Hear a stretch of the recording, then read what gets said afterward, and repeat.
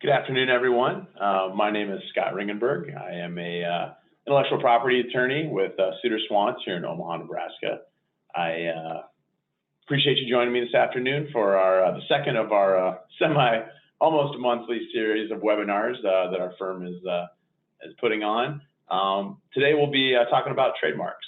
I believe, let me confirm I've got everything shared right here. Looks like everything is up and ready. So looks like we've got 17 participants. I appreciate you all joining. I'll be monitoring the chat and the Q&A modules here in Zoom. So at any point during the process, we've got people who'd like to ask a question or provide some information. That'd be great. These are always better if they're a little bit interactive.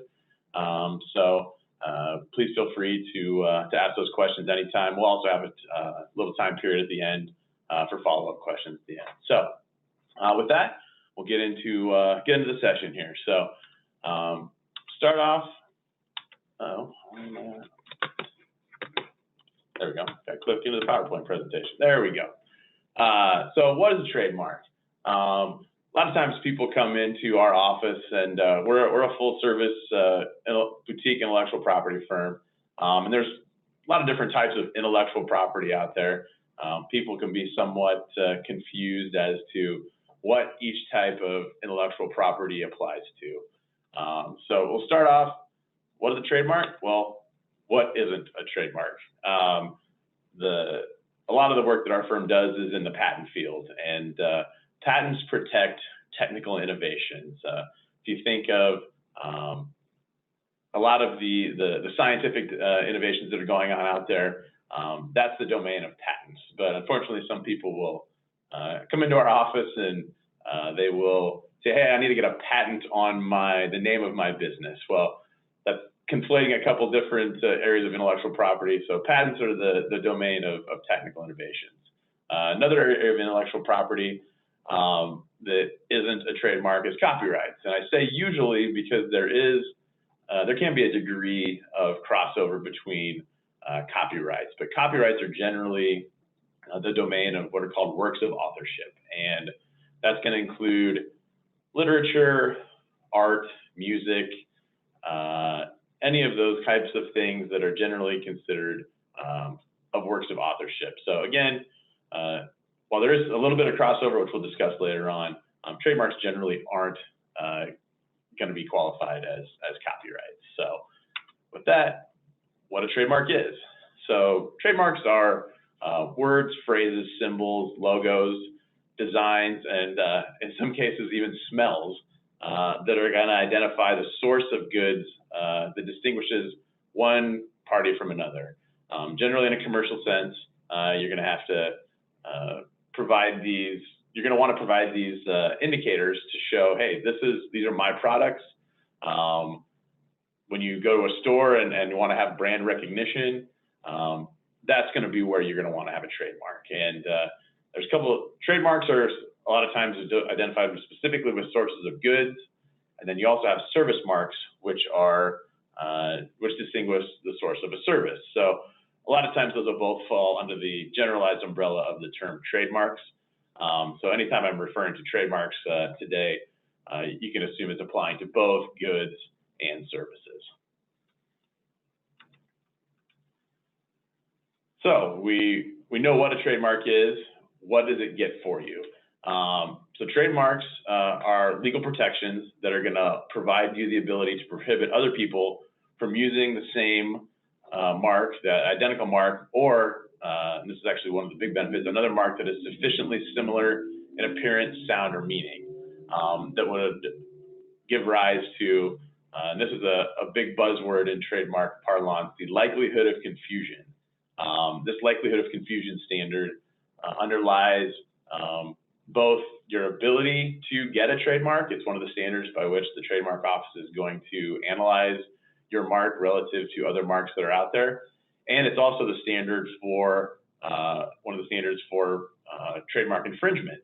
To the extent you obtain trademark rights and want to enforce them, this likelihood of confusion standard is going to be one that is going to have to be demonstrated through evidentiary showings to satisfy a cause of action for trademark infringement. So, and obviously, likelihood of confusion imports with it a degree of kind of the area where we attorneys all end up working is the gray area.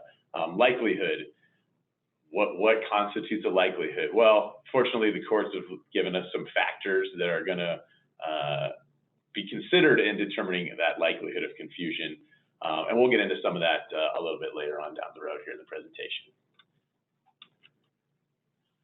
So, got several different types of trademarks that can be used either individually or in combination.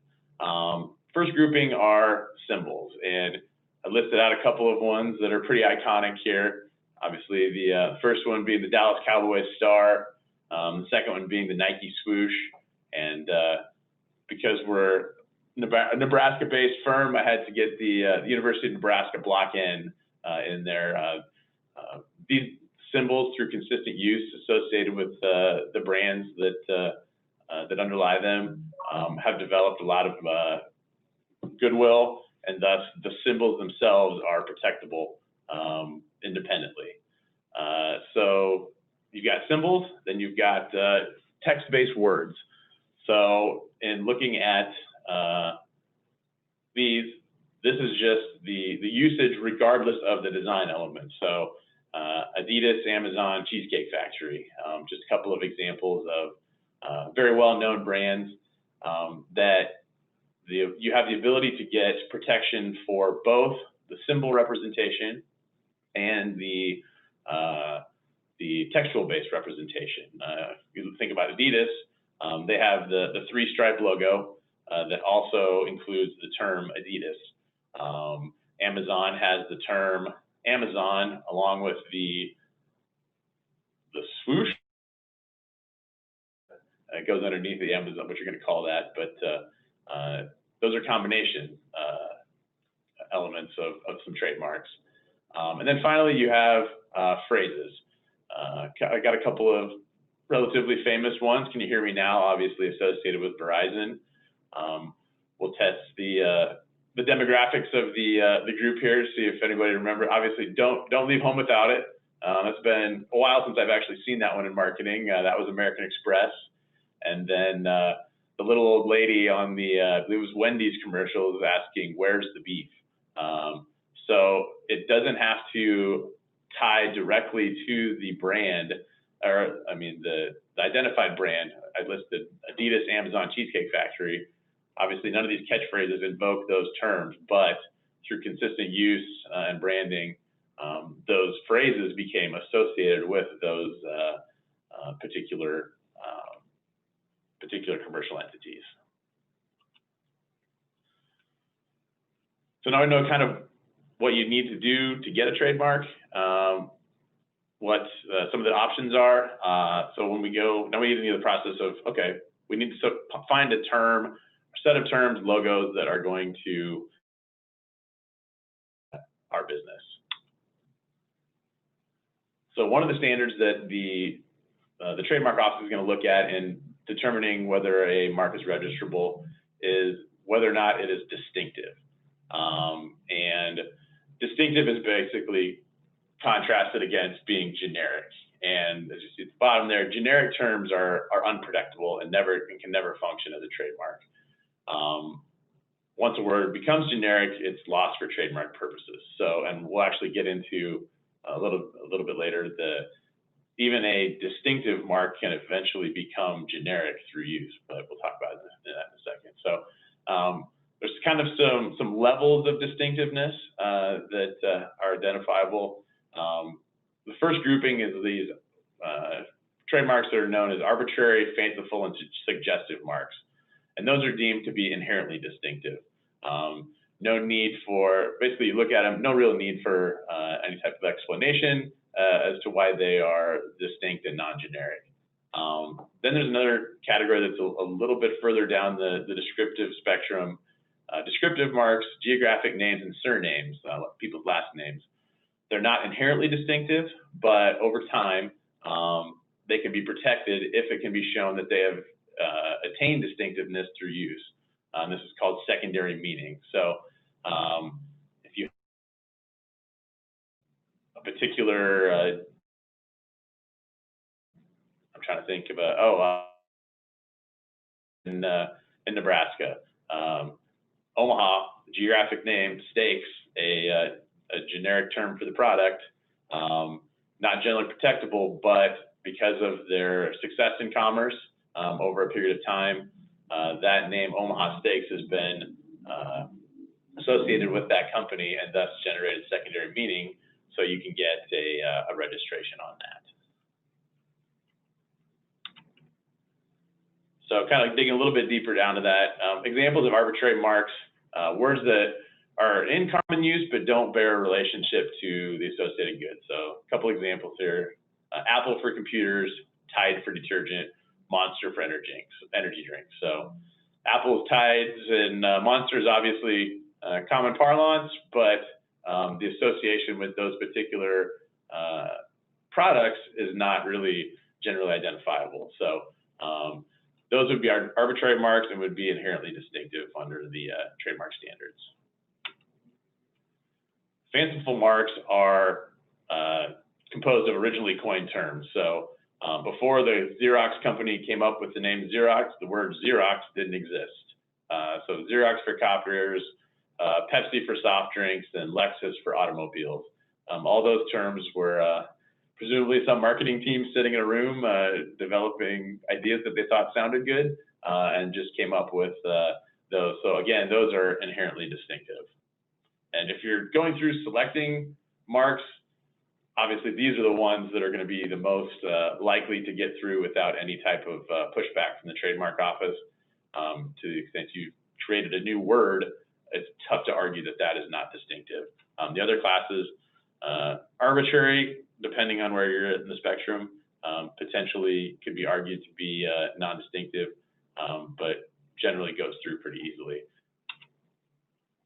Suggestive marks are marks that, again, as far as we're talking on the spectrum, we've got fanciful marks that are wholly made up. Then we've got arbitrary marks, and then we've got suggestive marks. So suggestive marks suggest some quality or characteristic of the associated goods. There's at least some degree of association with the underlying services or goods, but there is at least some detachment, some abstraction from the content. So Netflix for online media content. We've got the term net, which kind of imports the interpretation of internet, and Flix, obviously movies. So you've got kind of the combination leads you towards that, but it doesn't explicitly call out online media content. Same thing with KitchenAid. You're aiding in the kitchen. Microsoft, you've got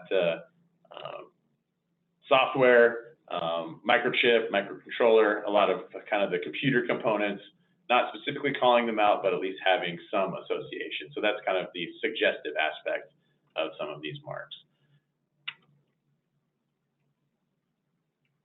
And then descriptive marks are, again, further down the spectrum on the generic or non-generic considerations.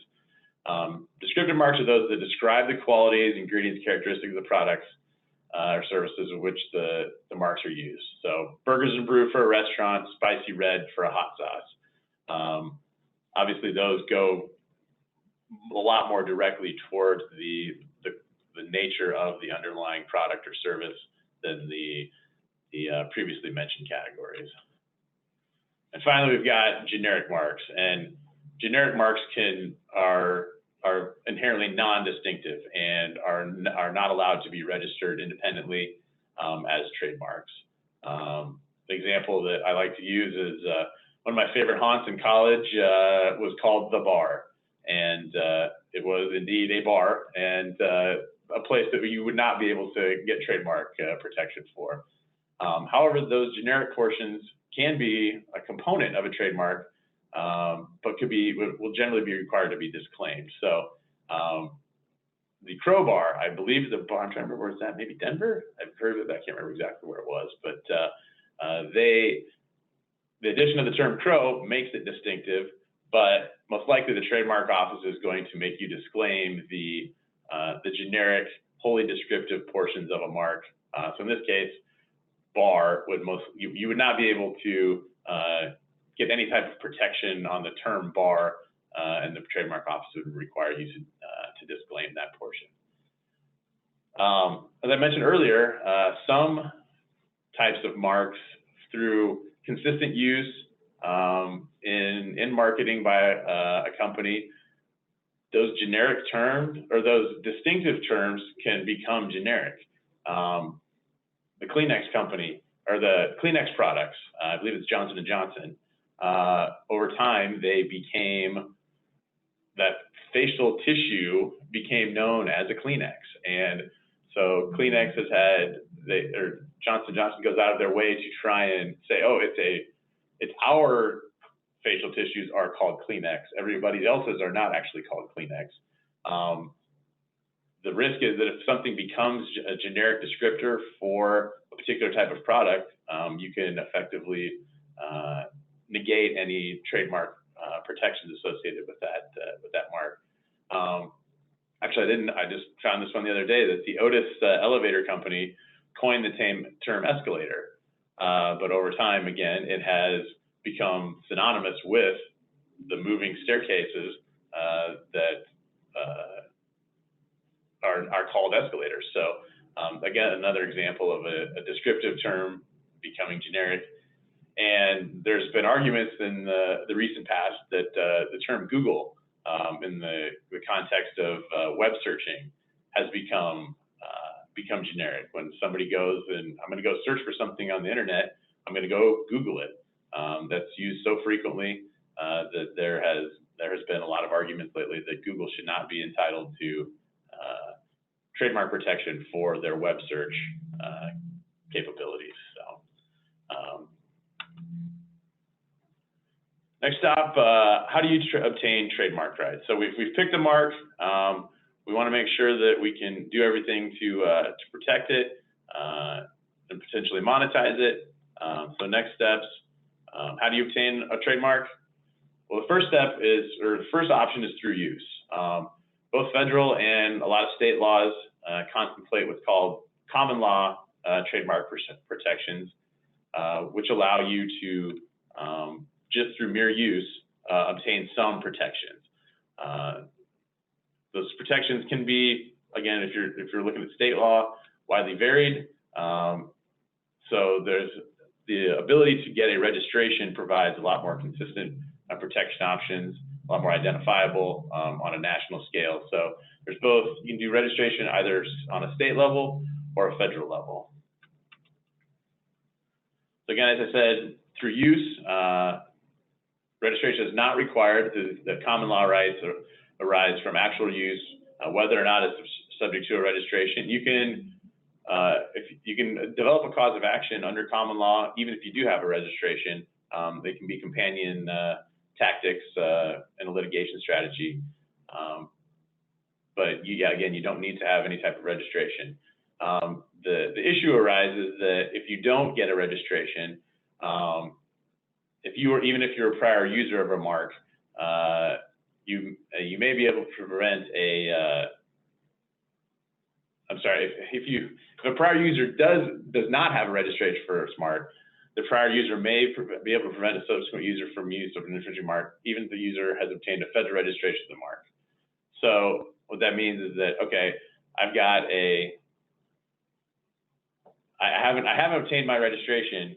I can protect myself against people who are utilizing the mark, but to the extent someone gets a registration, they as well, and I won't be able to prevent them from using it. And the counter of that is true as well. Someone who gets a registration, prior user out there, you will not be able to go back and attach to the prior user. The issue with these use-based rights is that if you're not relying on either a state or a federal registration, your protections are limited to only to the region in which you're actually using the mark. In this day of the World Wide Web being ubiquitous in all product marketing for the most part, there's always an argument that, hey, if you're selling a product or a service online, you're marketing it to at least the United States, if not the world. So there is the geographic limitation that's usually present under common law can somewhat be, you can do an end around on that just because of a lot of times your market is going to be bigger than by usage of the web services. You're going to be able to extend that reach a little bit further.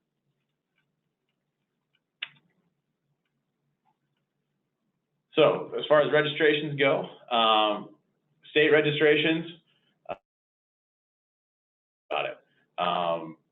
the protections that you're going to get under state generally synonymous with the federal, and it's an expense that you're just going to be able to protect in one state. The goal should be to get as much protection as you can, and by going through with a federal registration, you're necessarily covering any protections that you would be able to get under state law for the most part. The only caveat to that is that in order to get a federal registration, you have to be involved in interstate commerce. To the extent you are a mom and pop shop with one location in a small town, no web presence, and you may not be involved in interstate commerce. In that context, maybe a state registration would make sense. But if you have designs on expansion at any point, you're probably going to want to go forward with the federal registration. The other aspect is that there are cost concerns. Most state registrations are very, very cheap. Not that federal registrations certainly are not cost prohibitive for most businesses, but the state route is a little bit cheaper. So if you're both not in interstate commerce and cost concerns, maybe we go with a state trademark, but generally not recommended just because the benefits of a federal registration encompass all of the state benefits as well. So with that, we'll focus mostly on the process of obtaining a federal registration under federal U.S. trademark law.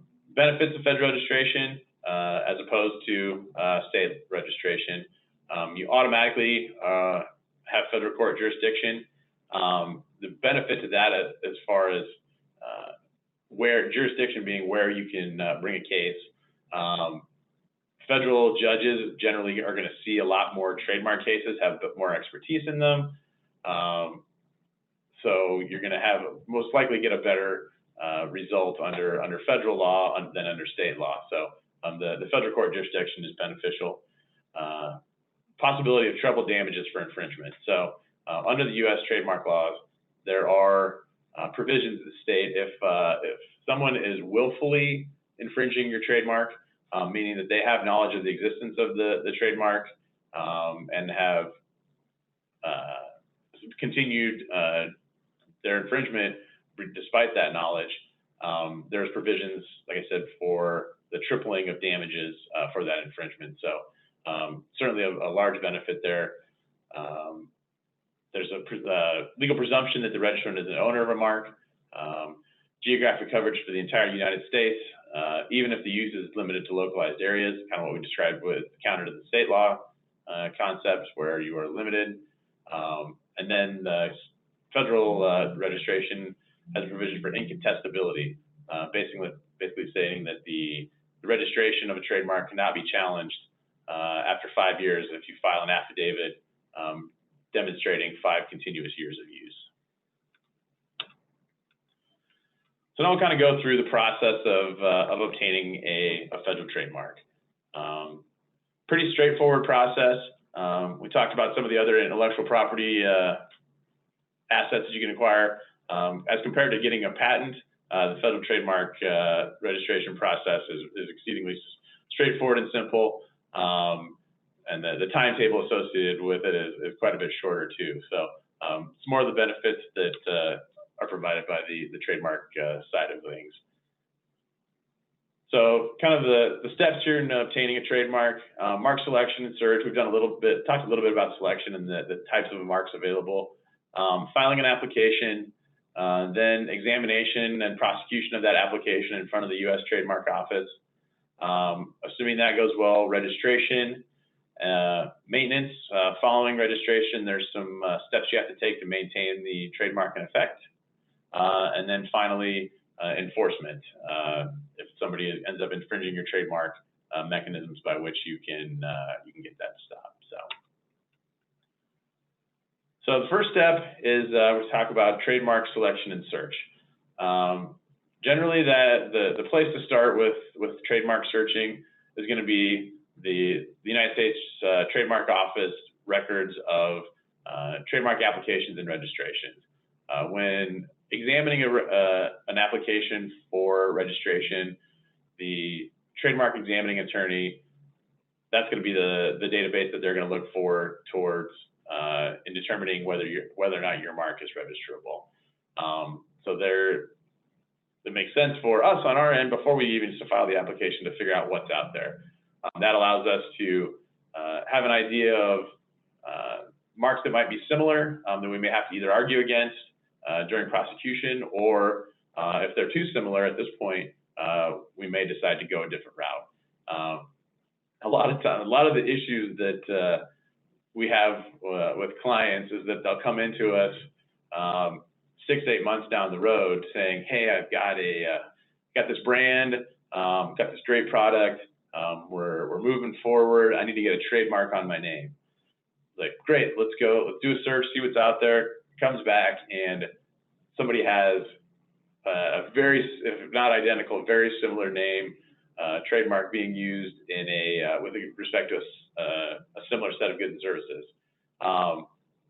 It's decidedly more cost-effective and time-efficient to do that analysis before you get too far down the road on your branding, incurring expenses on that side. Make sure that you have the ability to utilize that mark before you get too deep in buying signs and putting out flyers. So that's the first step. And that's obviously a service our firm or most intellectual property firms are going to provide, is the ability to do that searching. Probably it's a relatively straightforward task that applicants can do on their own too. The issue becomes the analysis of it with respect to the set of goods and services that are underlying that mark. Sometimes you'll come back with a set of results that have 15 marks that all have the same terms, but those all need to be analyzed with respect to the set of goods and services that are associated with the mark. So the search logic is pretty straightforward, but sometimes the analysis can be a little bit tricky. So we generally recommend clients engage us to do that type of searching, and then we'll provide back a report that indicates, hey, here's what we found, here's the marks, here's the similarities, and kind of an idea on whether or not that's a viable mark to be used. The other source that we want to make sure we're looking at is the unregistered commercial uses. A lot of that just comes through web searching. Sometimes we'll, especially in a specific state, we'll look through Secretary of State records just to see what type of businesses might be employing similar terms. Those uses, again, like we talked about the common law rights earlier, those unregistered uses may not prevent you from getting a registration of your own mark, but to the extent those people have a vested interest in that name, they may be able to file an opposition to your mark, which we can talk about a little bit later. And you also need to know that if you get a registration, you would not be able to enforce against that prior user. So you want to have some knowledge of those unregistered commercial uses, even if they're not going to really preclude your ability to get a trademark registration.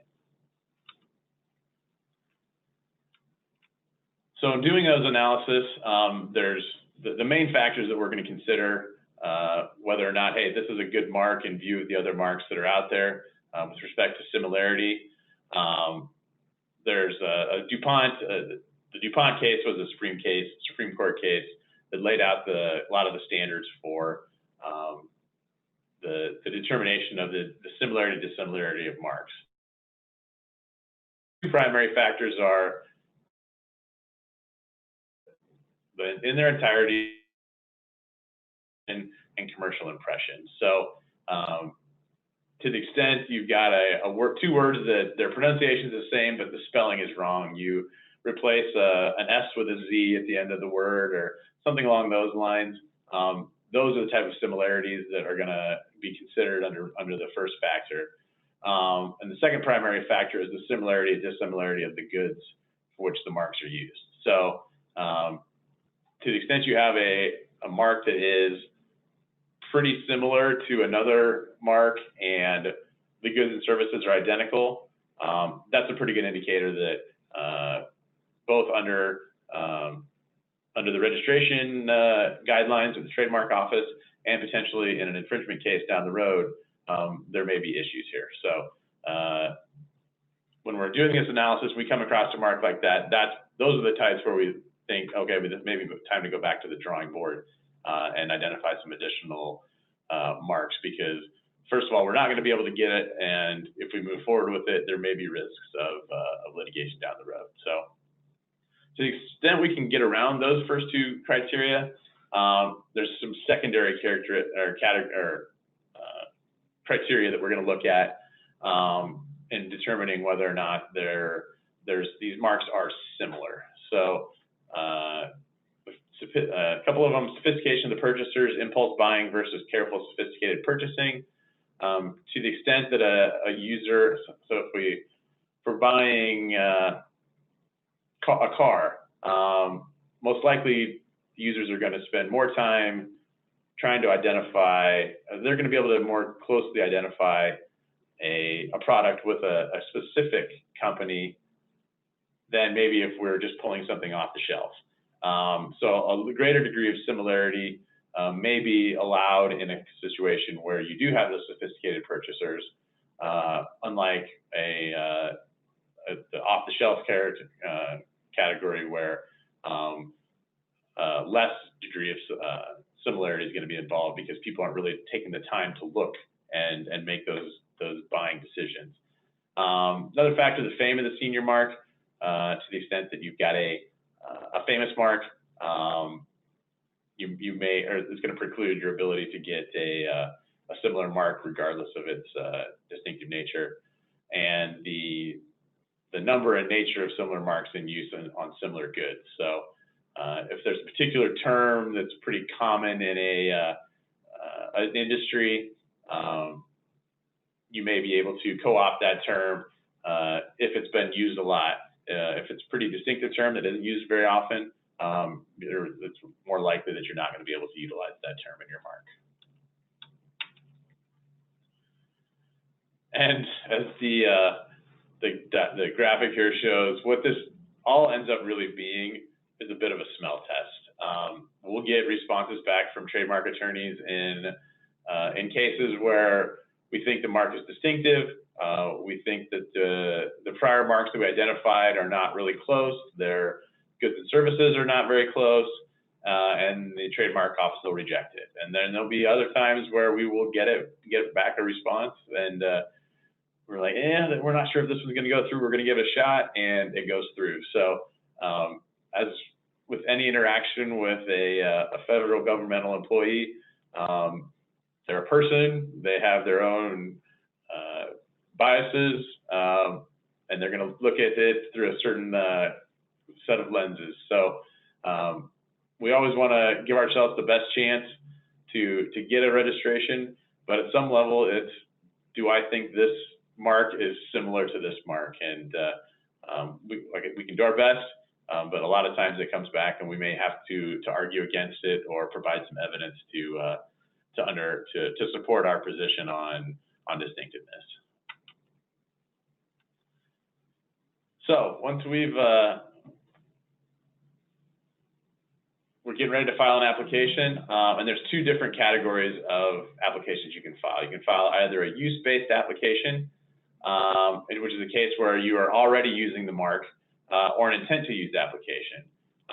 which is where a company has a bona fide intention, meaning that you have to, it has to be demonstratable that, hey, yeah, we're actually going to try and use this mark at some point in commerce. So for the intent to use applications, a registration will not be issued until you can certify that use. So you work through the system of examination and the mark from a distinctiveness and that there aren't any other similar marks out there. But if you're not actually using the mark in commerce yet, they won't issue the registration until that can be certified. And you file what's called a statement of use with the trademark office that includes the specimen that demonstrates that use. So if you're filing a use-based application, you actually file that specimen with the application upon filing. The intent to use, you have the option to follow up later on with that statement certifying that use. So as we kind of talked a little bit, all trademark applications the mark is going to be associated with a set of goods or services, and the trademark office maintains a library of classifications where pretty much any product or service you can imagine is delineated within those classifications. So you apply for the marks on a class-by-class basis. So if you're registering the Nike logo and you wanted to do shoes and I'm trying to think of other fitness equipment, and those might all be in separate trademark classifications. And for each classification for a particular mark, there's going to be a separate governmental fee.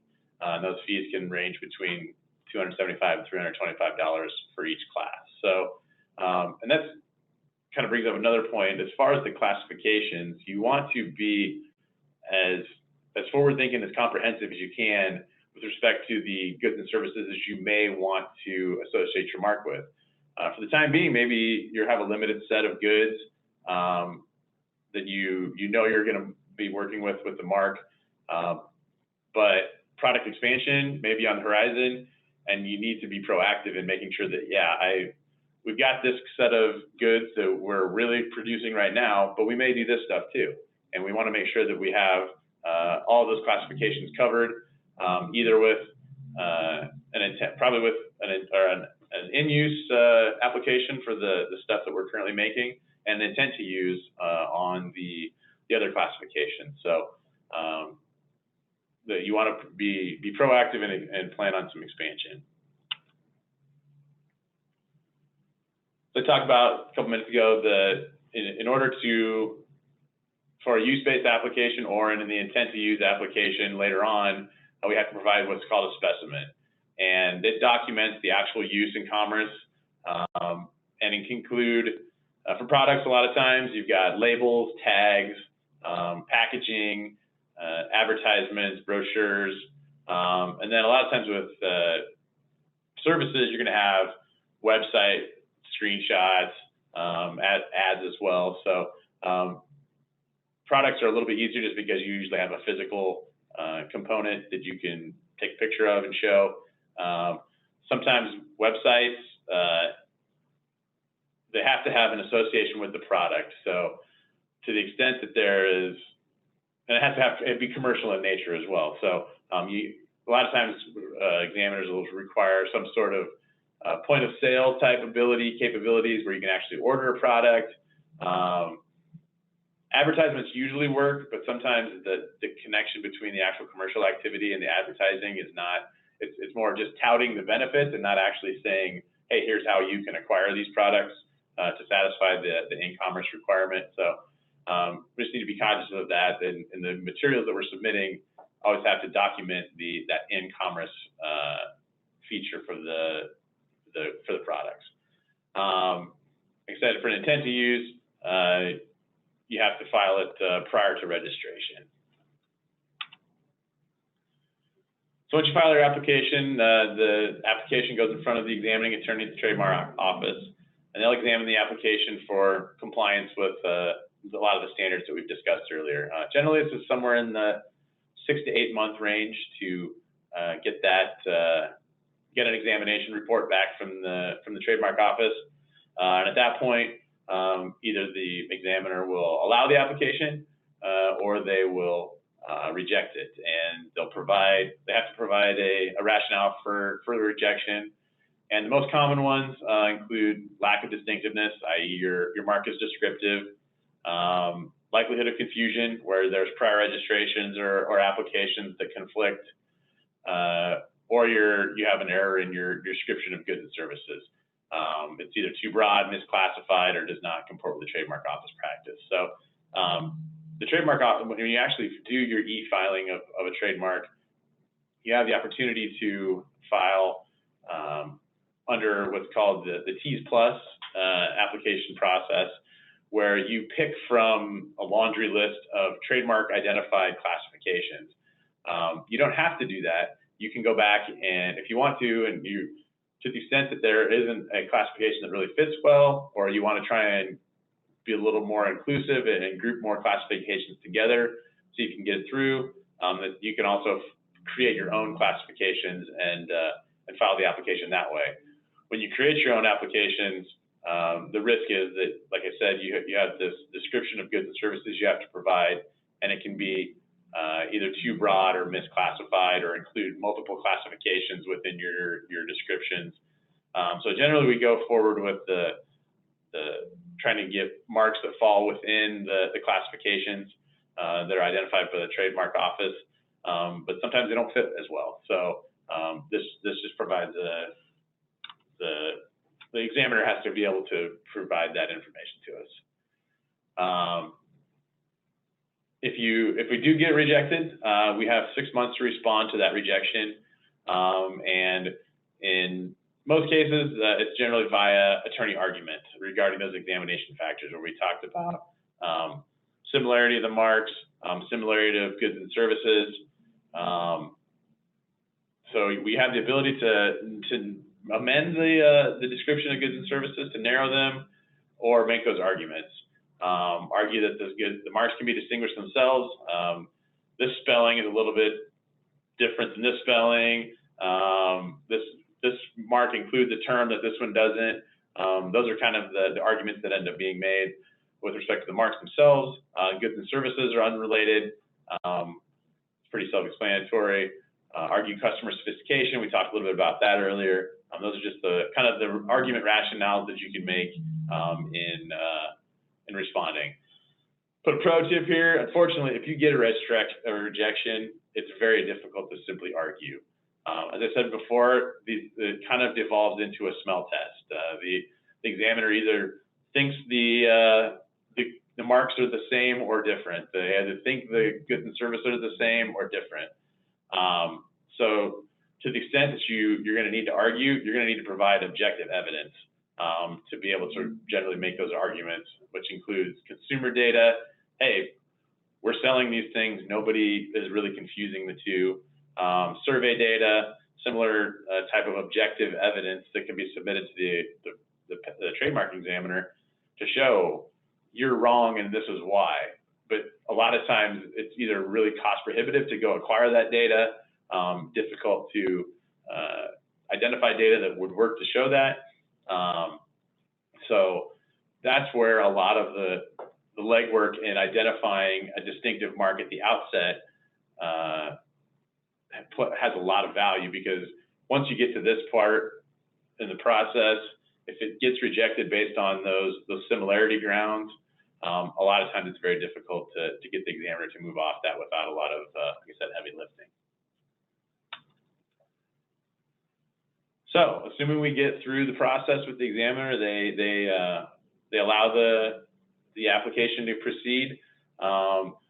Then you have disallowance and publication, and the trademark office will publish the mark in the official gazette for a period of 30 days.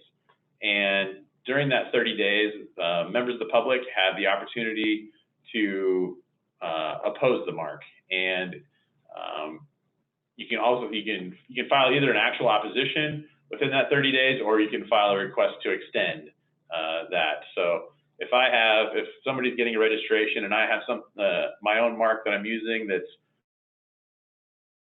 for some reason, the trademark office did not think that the applicant's, my mark and the applicant's mark were similar enough, I have the ability to file an opposition proceeding. And this oppositions are effectively quasi-judicial proceedings where it goes in front of an administrative judge at the trademark office, and we have almost a suit, like I said, a pseudo lawsuit about whether or not that mark should be allowed to be registered. Like I said, that extension can go out to 100 days. After 120 days, you can feel pretty good about your application. The opposition period ceases, and they're not allowed to follow up with that. To the extent you filed an intent to use application and it got allowed, you then have to file the statement of use. At that time, there's a $100 on top of the initial application fees. There's another $100 per class fee to file the statement of use at this time. So better to always file it early on.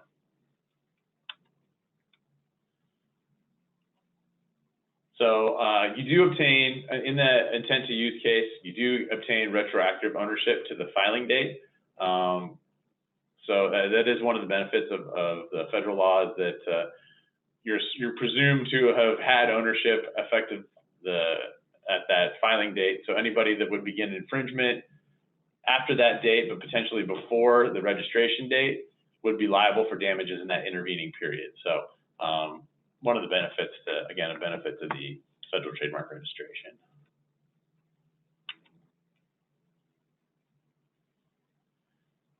Okay, so then one of the latter steps here, maintenance. So you, after 5 years of use, you have to file a declaration of continued use, similar to the statement of use that you have to file for registration. You have specimens that you have to submit demonstrating continued use, and to the extent you have goods and services that over the time period were originally filed for but are no longer being associated with the goods or with the mark, then those have to be dropped from the registration at that point. And then you have, so that's the Section 8 declaration. Section 15 declaration, somewhat similar. A declaration of continued use may be filed at any time within demonstrated that has been in continuous use for 5 years, and that's when I talked about it being incontestable earlier. That's that declaration that you can demonstrate to the trademark office, continued use, and have it granted to be incontestable.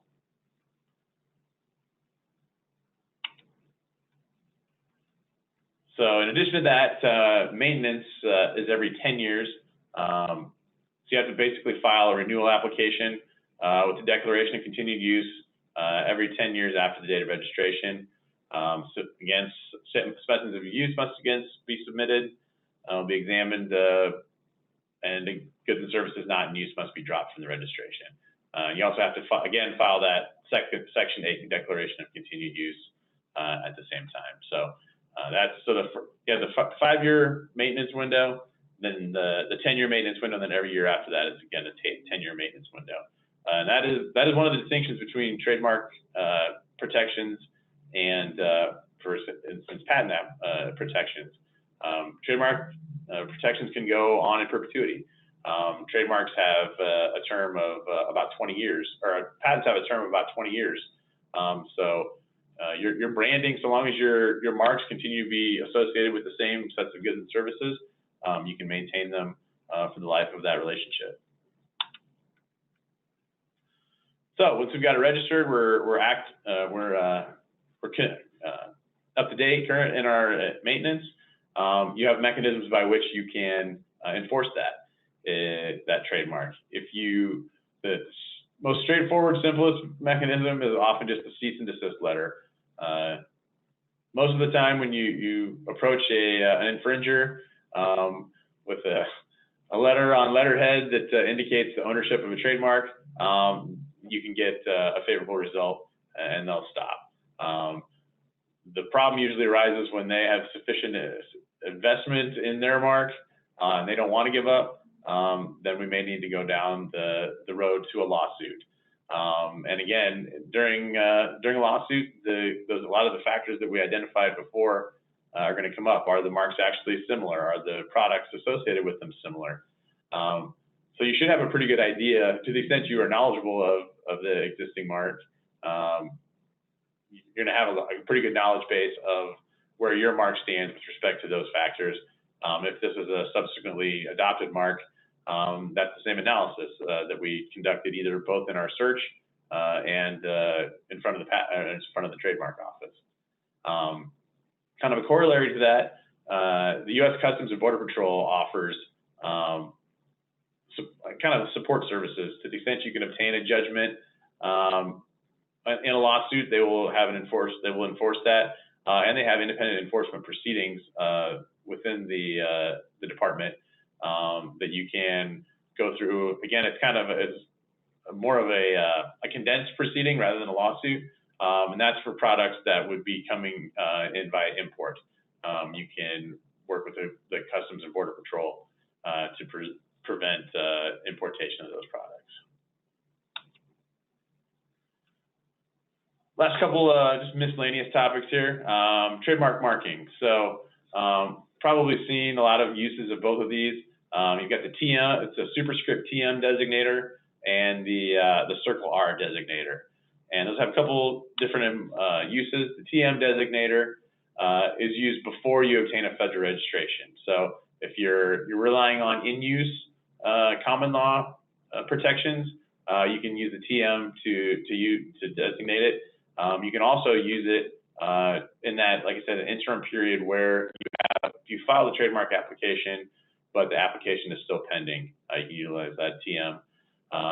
Benefits, it puts parties on notice that the owner is claiming trademark rights, may defeat an infringer's claim that they're unaware that the owner claimed rights to the mark, and it can prevent the mark from becoming generic. So a lot of the topics we've talked before,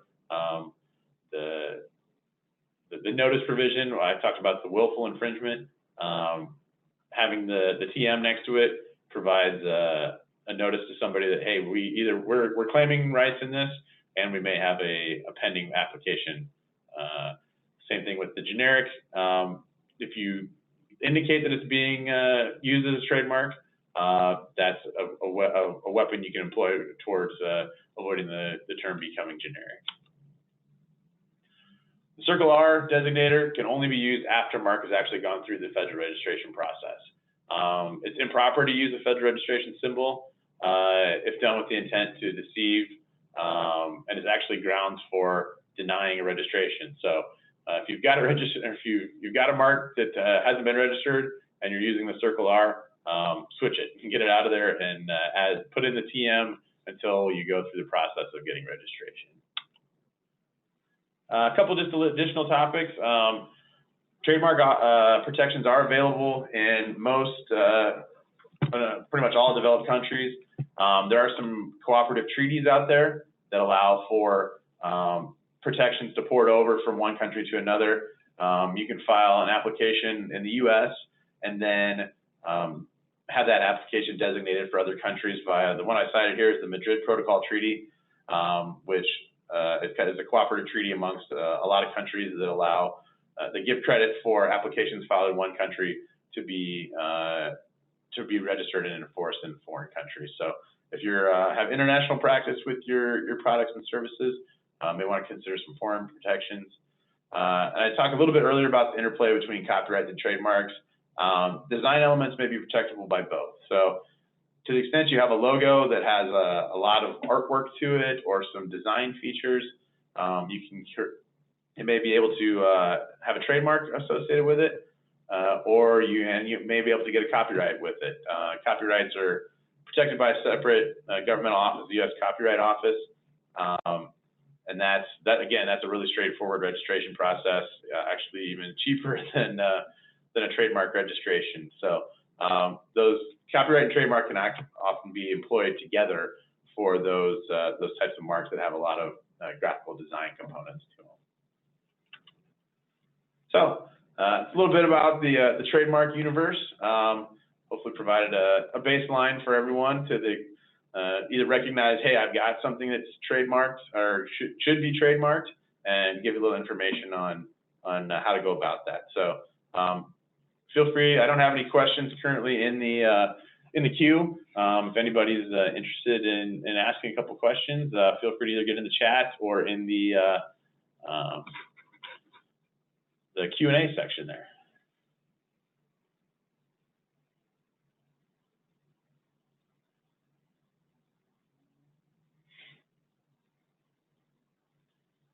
So thanks, Jessica. Jessica asked, do you have to send an actual specimen or just an image for registering?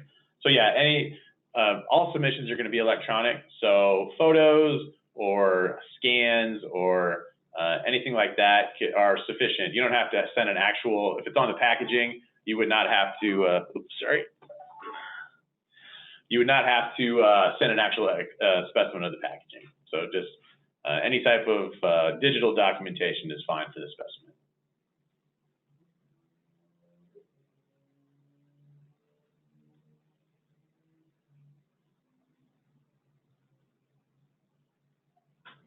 Stephanie asked, will this also apply to images? I'm not as far as like logos. Okay, thanks. Yeah, so logos are, yeah, again, a category of potential trademarks. So yeah, if you've got something that's been created in a graphical sense, could certainly be protectable independently of any text. As long as it has consistent use in association with a particular good or service, any type of indicia, whether it be text or logos, images, would be candidates for trademarks. Matt asks, is the TM usually enough protection, or should you seek R? So yeah, so the TM is only going to be, you're only going to be able to utilize that for those things that aren't registered. And we talked through a lot of the benefits of the registration side. So if you are relying only on the TM, you're relying only on the common law protections. So I would always, to the extent that you can get one, I would always pursue a federal registration and get that Circle R. Another question, good one. How do I charge for licensing of my trademark? So yeah, we were trying to do 101, trademark 101. That's probably trademark 201 or 301. But the charging for licensing can be it's essentially any type of business relationship you want to do. You can do it on a charge per number of products, or just an ongoing royalty rate for X $1,000 a year, or there's a lot of different models you can use for licensing of a mark. So that's certainly a question. If you have those types of questions, reach out to us. We can try and help you through the licensing side of it as well. Another question that you have designed. So that processes is actually one of the statutory categories that are protected by patents. So we're talking about to the extent that your process has a technical component to it, that is going to be the domain of patents. Trademarks are only going to be, like I said, the branding side. But yeah, if you have a question about the potential trademark or patenting of a process, again, yeah, contact us and we can work through that as well. Looks like that's all the questions in the queue right now. We've reached the end of our timetable here, but if anybody has any more questions, feel free to reach out to our firm here. I think all of our contact information is on in the slides and on our website. So appreciate everyone joining today. Be looking for, we've got another one scheduled here for about a month from now. So be looking for the next in our series of webinars. So appreciate everyone stopping by, and have a great day. Thanks.